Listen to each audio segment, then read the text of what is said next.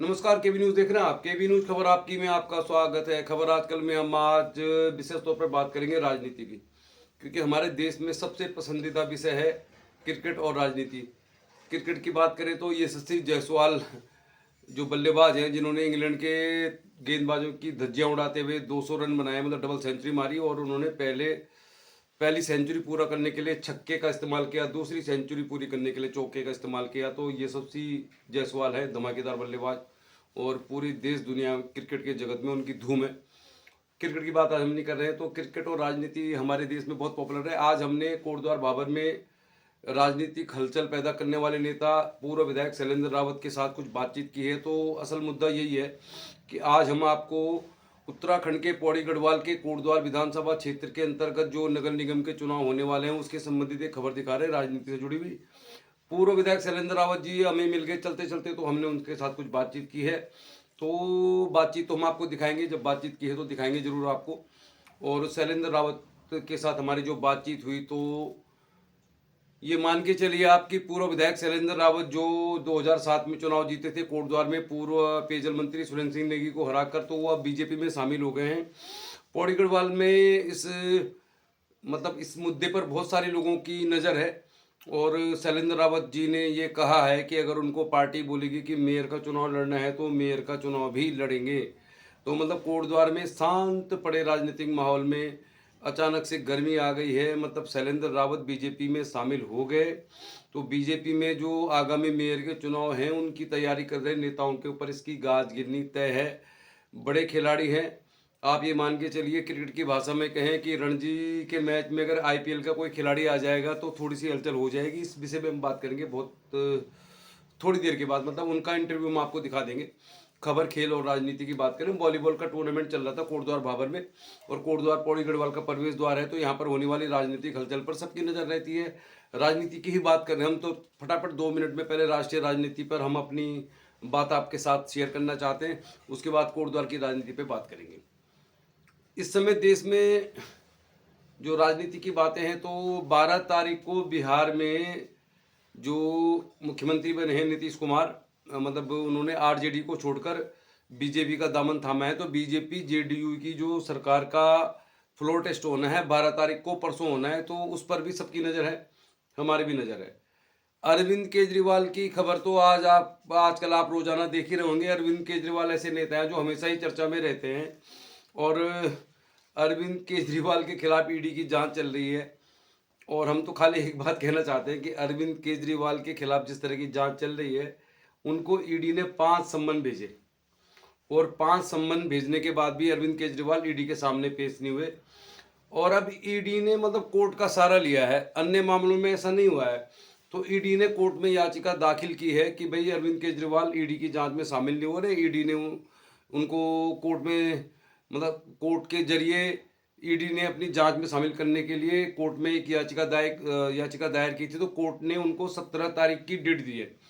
अब 17 फरवरी को अरविंद केजरीवाल ईडी द्वारा कोर्ट में दिए गए याचिका में शामिल होंगे या नहीं होंगे, ये तो बहुत बात की बात है। लेकिन खाली हम राष्ट्रीय राजनीति पे इस मुद्दे पर ही बात को ख़त्म करेंगे कि अगर अरविंद केजरीवाल हो गए गिरफ्तार, जैसे उत्तराखंड में आजकल हरक सिंह रावत की भी जांच चल रही है, तो अरविंद केजरीवाल जिस तरह की बयानबाजी करते रहे हैं आज तक, मतलब जिस तरह उन्होंने अपनी विधानसभा में, दिल्ली विधानसभा में मोदी जी के लिए चौथी पास राजा, और मेरी डिग्री असली है, उनकी डिग्री फर्जी है, और जितना अंग्रेजों ने नहीं लूटा उतना बीजेपी ने लूटा, मतलब इस तरह की तल्ख बयानबाजी वो करते रहे हैं। और अभी तो चूंकि सरकार है भी, और जब आचार संहिता लग जाएगी, चुनाव की घोषणा हो जाएगी, और अरविंद केजरीवाल अगर उस समय तक बाहर रह गए, जैसा लग रहा है, जिस तरह की कानूनी सलाह वो ले रहे हैं, तो 17 तारीख को अगर वो कोर्ट में गए या नहीं गए, उससे ऊपरी अदालत में जाकर क्या वो इस ईडी के सम्मन के अगेंस्ट कुछ याचिका दायर कर देते हैं। मतलब मेरा कहने का मतलब यही है कि अगर अरविंद केजरीवाल चुनाव के दौरान बाहर रहे, तो फिर जिस तरह की बयानबाजी वो करते रहे हैं मोदी जी के खिलाफ, उनकी डिग्री को लेकर, और चौथी पास राजा, बहुत सारी ऐसी बातें वो तल्ख करते रहे मोदी के ऊपर, निश्चित तौर पर इससे बीजेपी भी असहज है और मोदी जी भी असहज है। लेकिन अब देखने वाली बात यही है कि आगामी 17 तारीख को अरविंद केजरीवाल कोर्ट में हाजिर होंगे या नहीं होंगे। बिहार में भी अब फ्लोर टेस्ट होना है 12 तारीख को, परसों। तो बिहार में कुछ सोशल मीडिया में इस तरह की खबरें आ रही हैं, नेशनल मीडिया तो हम देखते नहीं हैं, कि सोशल मीडिया में इस तरह की खबरें आ रही हैं कि जेडीयू के कुछ विधायक मतलब गायब हैं या वो संपर्क में नहीं है। चलिए फिर अब जो कुछ भी होगा तो वो तो 17 तारीख को मालूम चलेगा। बिहार में फ्लोर टेस्ट होना है 12 तारीख को मालूम चलेगा। अब बात करते हैं हम उत्तराखंड की, पौड़ी गढ़वाल की, कोटद्वार की। पौड़ी गढ़वाल का प्रवेश द्वार है कोटद्वार। कोटद्वार में अभी तक लगभग मतलब शांत माहौल चल रहा है। और सच्चाई यही है कि कोटद्वार में बीजेपी की प्रयोगशाला है और अब शैलेंद्र रावत ने बीजेपी में वापसी की है, तो थोड़ा बहुत यहाँ पे समीकरण जो है गड़बड़ा रहा है। मतलब आने वाले समय में जो विधायक बनना चाहते हैं, मेयर बनना चाहते हैं, तो उनमें मतलब बहुत ज़्यादा नेता नहीं है। अगर मेयर की सीट रिजर्व नहीं होती तो आप ये मोटा मोटा मान के चलिए कि वीरेंद्र रावत बीजेपी के जिलाध्यक्ष से तैयारी कर रहे थे और सुमन कोटनाला जो मंडी समिति के अध्यक्ष है वो तैयारी कर रहे थे मेयर के चुनाव की। इस बीच शैलेंद्र रावत आ गए बीजेपी में, तो ये तालाब में मतलब इस तरह से कह लीजिए आपकी बहुत बड़ी हलचल हो गई है। आज हमने शैलेंद्र रावत के साथ बातचीत की है और साफ तौर पर मैं कहना चाहता हूँ कि शैलेंद्र रावत ने इस बात से इनकार नहीं किया है कि अगर पार्टी उनको मेयर का टिकट देगी तो वो चुनाव लड़ेंगे। अब राजनीति में आप इस बात को बड़ा गंभीरता से लीजिए। शैलेंद्र रावत जी का कहना है, मैंने उनको बोला था कि पार्टी अगर आपको ऑर्डर देगी तो क्या आप चुनाव लड़ेंगे, तो उन्होंने ना नहीं बोला। तो इस बात से आप ये समझ लीजिए कि शैलेंद्र रावत बीजेपी में आए हैं तो मेयर की दावेदारी भी करेंगे, और अगर वो मेयर की दावेदारी करेंगे तो पूर्व विधायक हैं, तो फिर निश्चित तौर पर जो लोग मेयर की तैयारी कर रहे हैं उन पर असर पड़ना लाजिमी है। लेकिन क्या है कि कोटद्वार में ये पौड़ी गढ़वाल की बात करें, आज हम राजनीति की ही बात कर रहे हैं, तो पौड़ी गढ़वाल में बहुत बड़े बड़े नेता हैं। मतलब पौड़ी गढ़वाल में आप सतपाल महाराज की बात करें, धन सिंह रावत की बात करें, त्रिवेंद्र रावत की बात करें, तीरथ सिंह रावत की बात करें, पूर्व मुख्यमंत्री रमेश पोखरियाल निशंक हों, भुवनचंद खंडूड़ी जी हों, तो मतलब पौड़ी गढ़वाल की राजनीति अब इस तरह से हाशिए में आ गई है कि केंद्र जो कहेगा वही होगा। कोटद्वार में क्या दृश्य आप देखिए कि कोटद्वार में बीजेपी की राजनीतिक प्रयोगशाला है। 2007 में शैलेंद्र रावत को टिकट दिया बीजेपी ने। शैलेंद्र रावत की मैं इस बात के लिए तारीफ करूंगा कि उस समय उनकी स्थिति बहुत कमजोर थी। पूर्व पेयजल मंत्री सुरेंद्र सिंह नेगी की स्थिति बहुत मजबूत थी, लेकिन उन्होंने मतलब बीजेपी ने भी जोर लगाया, उन्होंने भी जोर लगाया और उन्होंने सुरेंद्र सिंह नेगी को हरा दिया। उसके बाद से कोटद्वार में बीजेपी को ये समझ में आ गया कि यहाँ का गणित क्या है। लेकिन कोटद्वार के स्थानीय नेताओं की स्थिति बहुत ही मतलब खराब है। इस बात से न बीजेपी के नेता इनकार कर सकते, न कोई इनकार कर सकता। 2012 में कोटद्वार में 2007 में शैलेंद्र रावत जीते, उसके बाद स्थानीय किसी व्यक्ति को आज तक टिकट नहीं मिला। तो कोटद्वार के स्थानीय नेताओं की स्थिति कितनी दयनीय है। इसीलिए कोटद्वार में काम नहीं हो रहा है, क्योंकि हम तो चाहते कोटद्वार में मालन पुल बने, लालडंग मोटर मार्ग बने, कण्वाश्रम का विकास हो, कोटद्वार जिला बने, हॉस्पिटल में डॉक्टर आ जाएं, 12वीं के बाद बच्चों के लिए कुछ अच्छी व्यवस्था हो जाए। लेकिन जो सरकार है उसकी स्थिति देखिए आप। 2012 में भुवनचंद खंडूड़ी जी चुनाव लड़े, वो कोटद्वार के स्थानीय व्यक्ति नहीं थे। 2017 में हरक सिंह रावत चुनाव लड़े, वो भी स्थानीय नहीं थे। 2022 में रितु खंडूड़ी भूषण चुनाव लड़ेगी, वो भी स्थानीय नहीं थी। तो कुल मिला के कोटद्वार के स्थानीय भारतीय जनता पार्टी नेताओं के सामने मतलब कोई विकल्प नहीं है। धीरेन्द्र चौहान अब दुनिया में नहीं है, बीजेपी की सेवा करते हुए दुनिया से निकल गए। अब शैलेंद्र रावत बीजेपी में आए जरूर हैं, अब क्या गुल खिलाएंगे ये तो कह नहीं सकते। आज हम आपको जरूर उनके साथ मुलाकात का वीडियो दिखा देंगे। 4 मिनट का वीडियो है, 4 मिनट 7 सेकंड का। थोड़ी सी बातचीत हुई। तो चलिए फिर, राजनीति और खेल, खेल में भी राजनीति होती है, राजनीति में भी खेल होता है। खेल में कब किस बल्लेबाज का पत्ता कट जाएगा। ऐसा कह रहे हैं कि यशस्वी जायसवाल जिन्होंने इंग्लैंड के खिलाफ 200 मतलब डबल सेंचुरी लगाई, उनको भी तीसरे टेस्ट में मौका मिलेगा नहीं मिलेगा कह नहीं सकते, क्योंकि हाई कमान है, मतलब वहाँ पर बीसीसीआई का बोर्ड है। और कोटद्वार की राजनीति में तो यही है कि बस सब लोग इंतज़ार कर रहे हैं कि कांग्रेस वाले इंतज़ार कर रहे हैं कि सुरेंद्र सिंह नेगी की हरी झंडी मिल जाए, कांग्रेस का सिंबल मिल जाए, बीजेपी वाले चाह रहे मोदी के सारे चुनावों की नैया पार हो जाए। इसीलिए कोटद्वार में विकास का काम हो नहीं रहा है। चलिए फिर खेल और राजनीति की खबर आपको दिखाते हैं। थोड़ा सा बातचीत हुई है पूर्व विधायक शैलेंद्र रावत जी के साथ, और थोड़ी सी वॉलीबॉल के हाईलाइट आपको दिखाएंगे। चलिए फिर क्या करेंगे, आप राजनीति से दूर रहिए। हमारा केबी न्यूज़ का तो मुद्दा है मूल निवास, भू कानून, लालडांग मोटर मार्ग, कण्वाश्रम, कोटद्वार जिला बनना चाहिए, कोटद्वार के सरकारी हॉस्पिटल में डॉक्टर होने चाहिए। पौड़ी गढ़वाल की खराब स्वास्थ्य सेवाएं, सड़कें जितनी खराब है, मतलब दिल्ली हाईवे की सड़क आप देख लीजिए, कुमाऊं की सड़क आप देख लीजिए और कोटद्वार से दुगड्डा की सड़क आप देख लीजिए, तो आपको मालूम चल जाएगा सरकार क्या कर रही है, कोटद्वार में राजनीति किस तरह की है।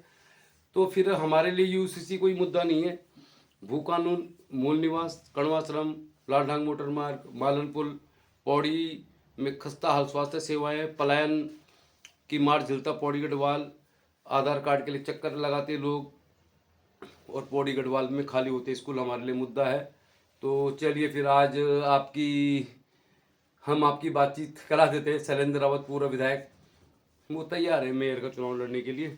तो आप देख रहे हैं केबी न्यूज़ खबर आजकल, और कल हम आपको दिखाएंगे रंगारंग कार्यक्रम। यानी कोटद्वार में कल रंगारंग कार्यक्रम होना है, जैसे मैंने पहले भी बताया था। इंदिरा रे गुलाबी सरारा जैसे सुपरहिट गाने जिन्होंने गाए वो कोटद्वार में आ रहे हैं। हेमा नेगी करासी जो बेहतरीन गायिका हैं वो कोटद्वार में आ रही है। दर्शन परसवान कोटद्वार में आ रहे हैं। तो चलिए फिर कल दिखाएंगे रंगारंग। आज देखिए राजनीति और खेल कोटद्वार में हो नहीं रहा काम, क्योंकि नेताओं के पास कोई विकल्प नहीं है, सब निर्भर हैं पार्टी के सिंबल पे। तो आप देख रहे हैं केबी न्यूज़ खबर आजकल, कोटद्वार में राजनीति, उत्तराखंड में राजनीति। वॉलीबॉल टूर्नामेंट में आ रखे हमारे साथ मौजूद हैं कोटद्वार के स्थानीय सबसे लोकप्रिय नेता शैलेंद्र रावत जी। रावत जी, क्या लगता है आपको, आज आप वॉलीबॉल टूर्नामेंट में, तो खेल कितना जरूरी है, आप कुछ कहेंगे इस बारे में? मतलब खेल कितना जरूरी है अगर बच्चों की, युवाओं की बात करें? बिल्कुल निश्चित रूप से इस खेल की गतिविधियों से जो है बच्चों को एक प्रतिस्पर्धा दिखाने का अवसर मिलता है, और ऐसे टूर्नामेंट समय समय पर होते रहने चाहिए। इस शहीद मुकेश बिष्ट जी की स्मृति में हो रहा है, ये भी हमारे लिए गौरव की बात है कि वो पुण्य आत्मा जो देश के लिए शहीद हुआ, जी जी, उसके नाम पे हम आगे आने वाले नौनिहालों को, आने वाली पीढ़ी को एक प्रेरणा देने का काम कर रहे हैं। आयुष विपन्न उपलब्ध करा देंगे, कामनाएं देना चाहता हूँ। अच्छा रावत जी, देखिए घटनाक्रम बहुत सारा बदलता है। ऐसा कहते हैं कि खेल में भी राजनीति होती है, राजनीति में भी खेल होता है। तो रावत जी, ये बहुत सारे लोग जानना चाह रहे हैं, क्योंकि हमारे भी स्थानीय चैनल है, आप हमारे बिल्कुल पड़ोसी हैं, लोकल नेता हैं। तो वर्तमान परिस्थितियों में जो भी घटनाक्रम हुआ है, मतलब अब आपने पुनः भारतीय जनता पार्टी में शामिल हो गए, काला जी, आपका भी हार्दिक स्वागत। बताइए, आप लोग जानना चाह रहे हैं, क्योंकि आप एक कोटद्वार में विधायक रहे, विधायक के तौर पर कोई इस बात से इनकार नहीं कर सकता कि बहुत अच्छा काम हुआ, बहुत लोकप्रिय है, पूरे भाबर को आपने एकजुट भी किया, पूरी जो विधानसभा हमारी है, वर्तमान जो परिस्थितियाँ हैं, तो आप ज़रूर कुछ शेयर करें, क्योंकि यहाँ पे तो सब लोग आपके, मतलब हम लोग, आप सब लोग आपके आसपास के क्षेत्र के लोग हैं। तो ये जो घटनाक्रम हुआ है, इसको लेकर आप जरूर कुछ कहें, या बहुत पहले से तैयारी थी या अचानक हुआ, इतना मैं जानना चाह रहा हूँ। नहीं, ऐसा नहीं, किन कारणों बस जो है मैं कांग्रेस में गया, लेकिन मुझे कांग्रेस में भी जाने के बाद कांग्रेस का ढांचा का अच्छी तरह महसूस हुआ। जी जी, कांग्रेस पार्टी इस समय पूरे देश में रसातल पे है। जी जी, और उनका कोई ढांचा नहीं है। जी जी जी, नेता जो हैं पार्टी को मजबूत करने शांति इंटरनेशनल के हैं, बड़े से छोटे तक सब लोग आपसी लड़ाई में हैं, और कोई भी पार्टी हित में काम नहीं कर रहा है, इसलिए कांग्रेस रसातल पर है। जी जी, और कार्यकर्ता भी छिन भिन है। तो इसलिए कांग्रेस, मुझे लगता नहीं कि ये 20, 30, 40 साल तक सत्ता में आएगी, जिस तरीके से कांग्रेस के नेताओं का और कांग्रेस पार्टी के हाल है। अच्छा रावत जी, मैं आपसे जानना चाह रहा हूँ कि अभी तो जो विधानसभा चुनाव होने हैं वो तो 2027 में होने हैं, आप भी जानते हैं। अगर आपको पार्टी जिम्मेदारी देती है, आगामी जो चुनाव है, मतलब जो 3 महीने के अंदर हो जाएंगे मई में, अगर आपको मेयर का चुनाव लड़ने का, मतलब पार्टी एक किस्म से कहती है कि आप लड़िए, क्योंकि बीजेपी में तो यही होता है, आप जानते हैं कि अगर हाईकमान ऑर्डर करेगा तो कार्यकर्ताओं की पार्टी है, तो अक्सर इसको फॉलो करना पड़ता है। तो क्या आप उसके लिए रेडी हैं? हमारे यहाँ पार्टी स्तर पे ही निर्णय होता है। जी जी, जिस व्यक्ति को पार्टी चाहेगी वो चुनाव लड़ेगा। मैं पार्टी के लिए काम करने आया हूँ, और पहले भी मैं इसी पार्टी में था।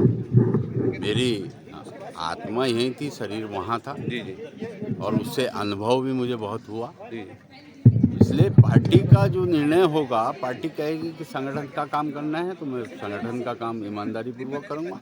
पार्टी जहाँ भी खड़ा करेगी वहाँ पे मैं बहुत मजबूती के साथ दिखाई दूँगा। ठीक है रावत जी, आज तो फुटबॉल है। आखिरी बस एक बात मैं आपसे जानना चाह रहा था, कोटद्वार के मद्देनजर अगर आप लोगों से क्या कहना चाहेंगे? मतलब कोटद्वार में तो देखिए राजनीतिक परिदृश्य में तो बीजेपी कांग्रेस, मतलब दोनों के समर्थक बड़ी संख्या में मौजूद रहते हैं, आपका एक अलग तरह का वजूद है, तो आप दोनों पार्टियों में रहे, दोनों पार्टियों के लोगों को, कार्यकर्ताओं को तो आप जानते ही हैं। तो कोटद्वार के मद्देनज़र हम आपसे जानना चाहें तो फिर यहाँ की विकास योजनाएं जो रुकी हों उसके लिए शैलेंद्र रावत की भूमिका क्या रहेगी?